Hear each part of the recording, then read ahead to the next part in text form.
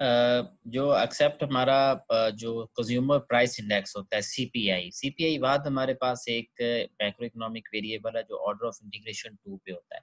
अब यहाँ पे अगर हम देखें तो हमारे पास ये सूरत हाल है कि जब हम एफ कैलकुलेट करेंगे तो ये एफ कैलकुलेटेड वैल्यू जो है ये हमारे पास जो लोअर बाउंड है उससे कम आ सकती है। एफ वैल्यू जो लोअर बाउंड की होगी और इसी तरह से आप कह लें कि जो अपर बाउंड है हमारे पास उससे जो है ना वो ज़्यादा आ सकती है और इसी तरह से लोअर और जो अपर बाउंड है इनके दरमियान आ सकती है। यानी जब हम एफ कैलकुलेट करेंगे तो we will compare that F calculated value with the value of lower bound and value of upper bound.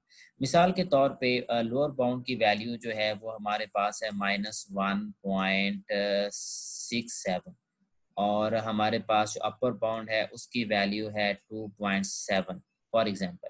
अब एफ को हम कैलकुलेट करते हैं और एफ को जब कैलकुलेट करते हैं तो हमारी वैल्यू साफ ज़ाहिर है या तो लोअर बाउंड से लो होगी या आपका जो अपर बाउंड है उससे ज़्यादा होगी या फिर इन दोनों के दरमियान फाल करेगी। तो हमें कैसे पता चलेगा, कैसे जो है ना वो हम डिसीजन रूल जो है ना वो करेंगे।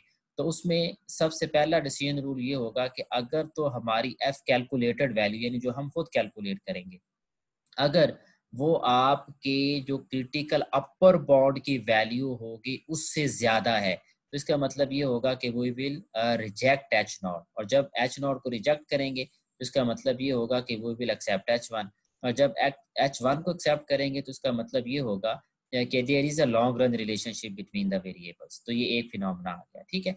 यानी अगर एफ कैलकुलेट करते हैं और एफ कैलकुलेटेड की वैल्यू हमारे पास आ जाती है 3 पॉइंट समथिंग 3.1 आ जाती है मिसाल के तौर पे।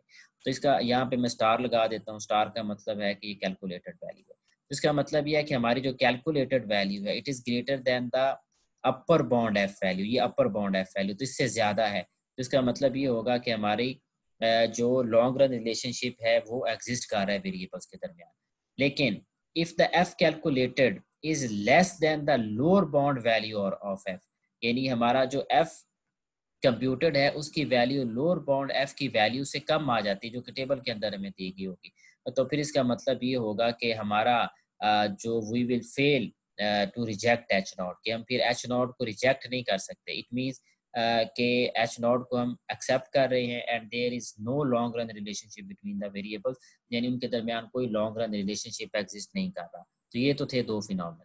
अब अगर एफ की वैल्यू आ जाती है आपके लोअर और अपर बाउंड के दरमियान, मिसाल के तौर पे मैं कहता हूँ कि वो 1.5 आ जाती है, तो इस सूरत में आप देखें कि आपके जो F critical sorry F calculated है, ये ऊपर स्टार डाल देता हूँ, इसकी वैल्यू जो है वो लोअर और अपर बाउंड के दरमियान है। तो इसका मतलब ये होगा कि हम जो है ना वो आपकी जो रिजल्ट्स होंगे वो इनकन्क्लूसिव होंगे, आप उसको किसी तरह से भी जो है ना वो एक्सप्लेन जो है ना वो नहीं कर सकेंगे। तो ये था हमारे पास ARDL अप्रोच का जो है ना वो एक ओवरऑल सिनेरियो, और उसमें हमने देखा कि ARDL अप्रोच क्या होती है, कैसे इसको अप्लाई किया जाता है और कैसे इसकी मदद से जो है ना वो को इंटीग्रेशन और जो लॉन्ग रन रिलेशनशिप होता है उसकी एग्जिस्टेंस जो है ना वो चेक की जाती है। Wish you best of luck. अल्लाह हाफिज़।